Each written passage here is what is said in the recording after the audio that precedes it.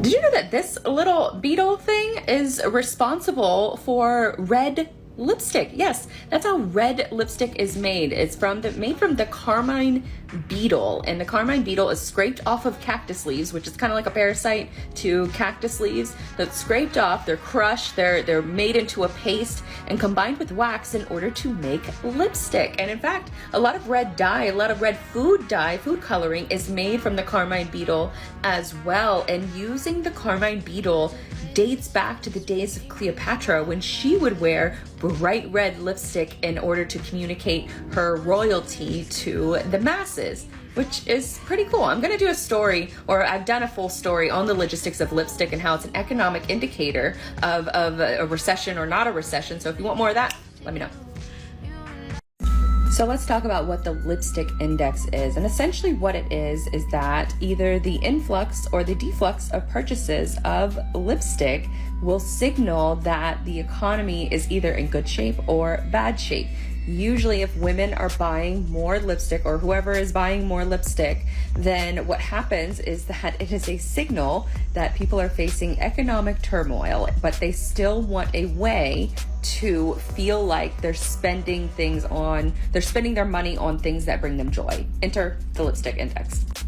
Now, in the last video, we covered how long that lipstick wear has been around, but it didn't really reach global audiences until about the 1920s, where it was accessible to a variety of different demographics all over the world.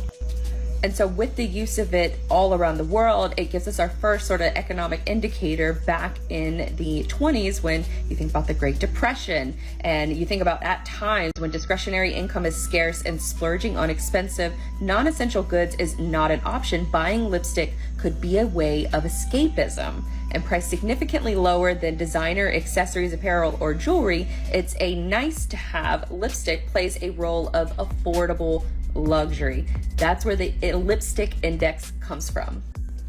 Now, because of this influx in demand, lipstick brand owners, especially smaller brand owners, are having to be more conscious about how they ship their products to a retail location, because retailers, as noted in this article, they really have to monetize every single inch of their space. Take a look at this article. None of that space exists anymore, talking about the back office, sort of, can you go fetch something from the back? Retailers do not have huge storage facilities. Instead, they have distribution centers where everything goes in and everything goes straight back out. Retail outlets do not have the back rooms anymore because every inch of space has to earn money.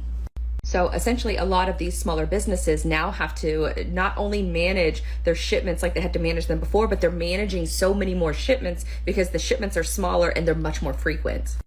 So now brand owners, coupled with all of those challenges, with an increase in demand, and then also the way that they've had to respond since COVID, when people stopped wearing lipstick pretty much, but now all of a sudden, mask off and you're going out in public again, people are starting to buy more lipstick. And we also have to couple that with the possibility that a recession is already here. And so what did the lipstick numbers tell us?